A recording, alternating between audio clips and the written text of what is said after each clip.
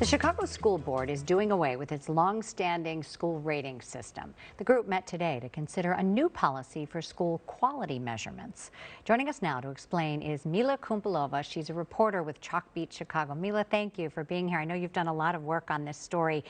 Some parents really rely on these grades. It's sort of an easy way to compare the schools, at least as it's supposed to work. I know that you spoke with a lot of parents who say it doesn't work like it's intended to. Talk about that process. Right. The existing system for rating schools that Chicago Public Schools has was something that many parents did look at as they were trying to choose schools. It offered ratings on a 5-point system from 1 plus down to 3, factoring in things like test scores, graduation rates, attendance. But critics of that system, some parents, the Chicago Teachers Union and others were saying that it really stigmatized schools, especially those serving high need student populations, and it was just overly punitive.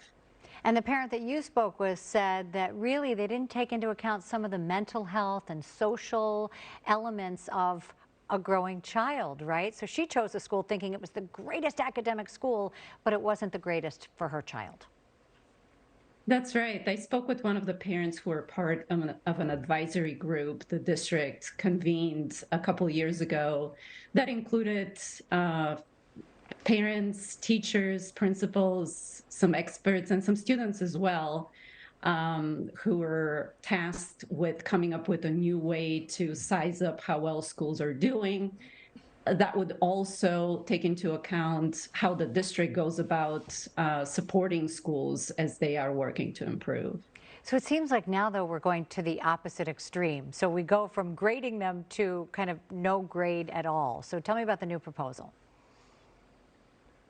The new proposal, which was just approved by the school board unanimously just a couple of hours ago, is really a different approach. It does away with any kinds of ratings completely. There will be 3 labels for schools, but they're just basically a reflection of state designations and are a way for the district to comply with the law.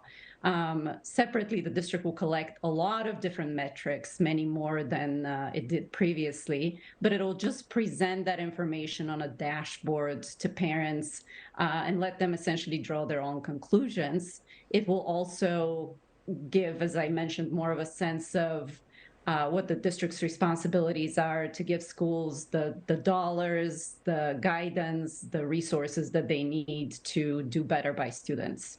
Seems like a lot for busy parents to read. It seems like there's a lot of ambiguity potential there when people are gauging it, but not necessarily giving it a grade. That's right. There won't be that easy one stop. Here's a number or letter grades to go by.